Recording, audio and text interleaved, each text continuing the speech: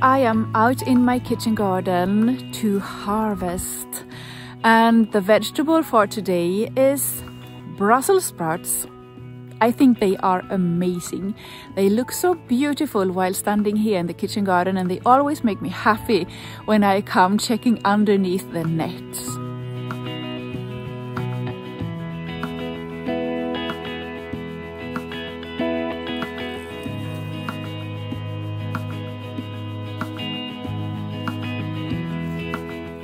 I keep the net on top of the plants also in fall, and that is to prevent like deers and rabbits to come have a dinner in my garden, and it works very fine. I also use the net in summertime to prevent butterflies and moths from laying eggs underneath the leaves.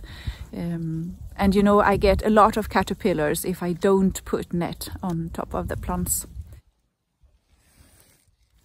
I prefer to harvest my Brussels sprouts before it gets too cold. They are hardy in a way, but the winters here in Sweden could be quite difficult. And that is because it gets really cold sometimes. We could have like 30 degrees minus in winter, but we could also have 10 degrees like plus. And that makes a huge difference in like temperatures. And when the Brussels sprouts freeze, it's no problem. But when they freeze and thaw over and over again, there might be a problem, so they rot. And this vegetable is so very valuable to me. It's one of my favorite brassicas, so I don't want to lose them. And that is why I prefer to harvest before it gets too cold. They have already been through plenty of frost nights, so I think this is like enough.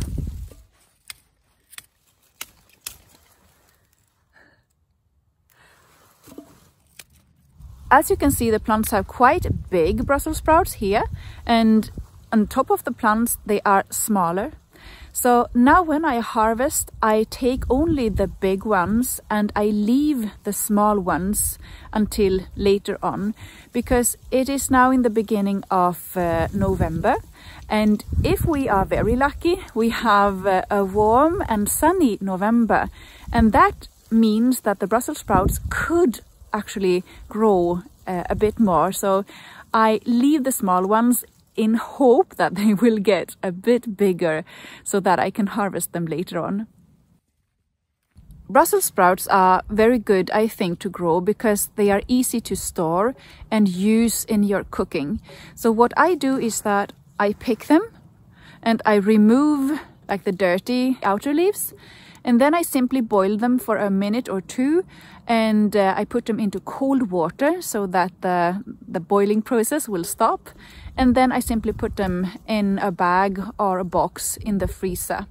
And whenever I want to use them, I simply pick as many as I want. Usually I cut them in halves and I fry them like in butter with some garlic. It is so super tasty, and it's easy to cook it as well.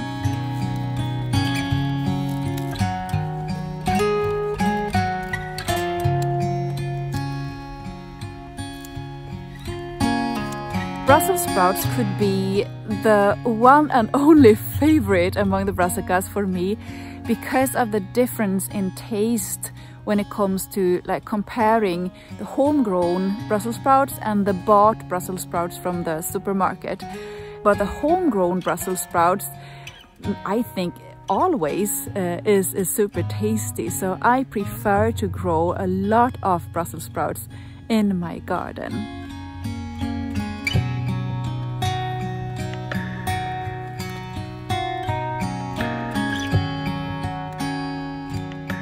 I have made a guide on how to grow Brussels sprouts at home, and I put a link in the description below if you want to read it and get to know how to get started with Brussels sprouts. I mean, this is a vegetable that you have to sow long before you harvest, so you have to be well prepared if you want to have it in your garden. Thank you for watching today, and have a nice time in your garden. Don't forget to subscribe Sara's Kitchen Garden at YouTube. Bye bye!